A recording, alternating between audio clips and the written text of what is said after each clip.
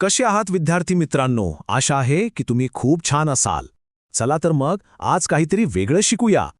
आज आपण इयत्ता 7वीच्या गणितातील पाठ मसावी व लसावी शिकणार आहोत. आजचा जो आपला विषय ना मसावी आणि लसावी, तो गणितातल्या अनेक कोड्यांची एक गुप्त चावीच आहे असं समजा. चला तर मग या संख्यांच्या विश्लेषणाच्या इंटरेस्टिंग प्रवासाला सुरुवात करूया.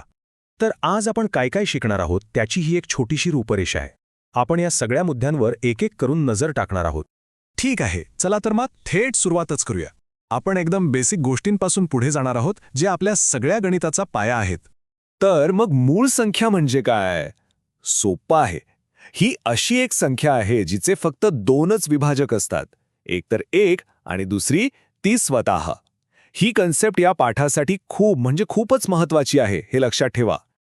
आता बघा, सहमूळ संख्या यात ना एक गंमत आहे.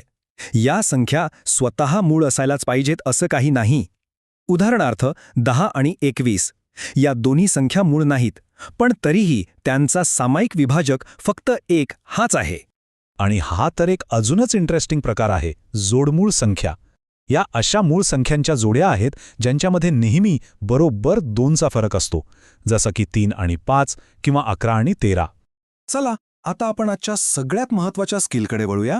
ते म्हणजे कोणत्याही संख्येला तिच्या मूळ अवयवांमध्ये तोडणे. हेच तर खरं संख्यांचं विश्लेषण आहे. तर एक प्रश्न विचारतो. समजा 24 या संख्येचे मूळ अवयव पाडायचे आहेत. कसे पाडणार? जरा विचार करा, कारण आता आपण याच्या 2 सोप्या पद्धती पाहणार आहोत. इथे 2 पद्धती दिसतायत, उभी मांडणी आणि आडवी मांडणी. दोन्ही पद्धती फक्त अवयव पाडण्याची प्रक्रिया मांडण्याचे वेगवेगळे मार्ग आहेत. पण अंतिम उत्तर म्हणजे मूळ अवयव ते एकदम सारखंच येतं. म्हणजे महत्वाचा मुद्दा काय आहे की पद्धत कोणतीही वापरा, आपलं विश्लेषण अचूक असायला हवं. आपण आता जे नवीन कौशल्य शिकलो ना, त्याचाच वापर करून मसावी म्हणजे महत्तम सामायिक विभाजक कसा काढायचा ते पाहूया. या तक्त्याकडे जरा बघा. इथे आपण 24 आणि 32चे मूळ अवयव समोरासमोर मांडले आहेत. आता नीट बघून सांगा बरं, या दोन्हीमध्ये कोणते अवयव सामायिक म्हणजे कॉमन आहेत? अगदी बरोबर. तुम्ही बघू शकता की दोन्ही संख्यांच्या अवयवांच्या लिस्टमध्ये 2 हा अंक 3 वेळा आलेला आहे. हेच झाले त्यांचे सामायिक अवयव. आणि हेच आपल्याला आपल्या उत्तरापर्यंत घेऊन जातं.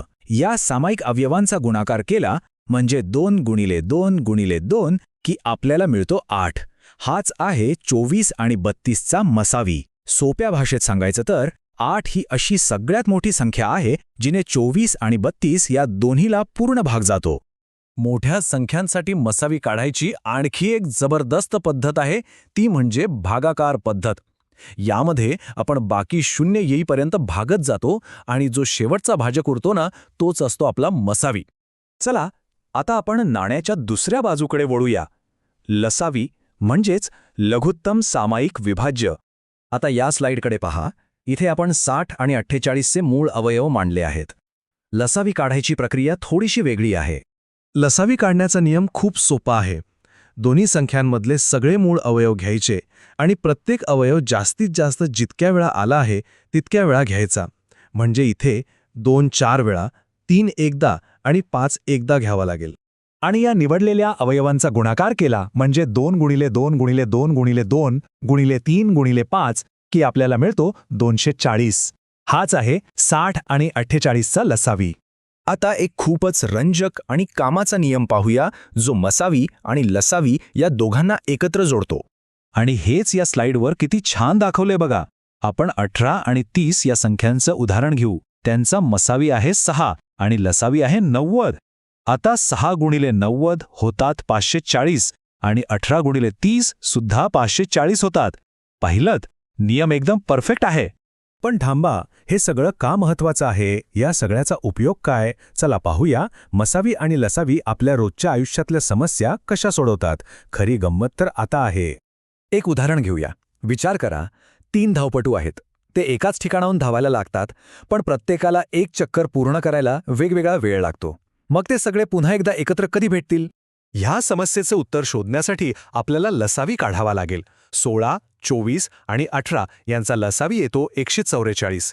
म्हणजेच ते सगळेच्या सगळे 144 मिनिटानंतर म्हणजे 2 तास आणि 24 मिनिटांनी पुन्हा सुरुवातीच्या ठिकाणी भेटतील. पाहिलंत, विश्लेषण पद्धतीने आपण हे गणित किती सोपं करून टाकलं. जाता जाता तुमच्यासाठी एक विचार करायला लावणारा प्रश्न, अशी कोणती सगळ्यात लहान संख्या आहे जिला 8, 10, 12 आणि 14ने भागल्यावर प्रत्येक वेळी 3 बाकी उरते? यावर नक्की विचार करा. व्हिडिओ आवडला असेल तर नक्की लाईक आणि सबस्क्राईब करा आणि आपला अभिप्राय कमेंट सेक्शनमध्ये कळवा. आपण लवकरच भेटूया पुढच्या व्हिडिओमध्ये. धन्यवाद.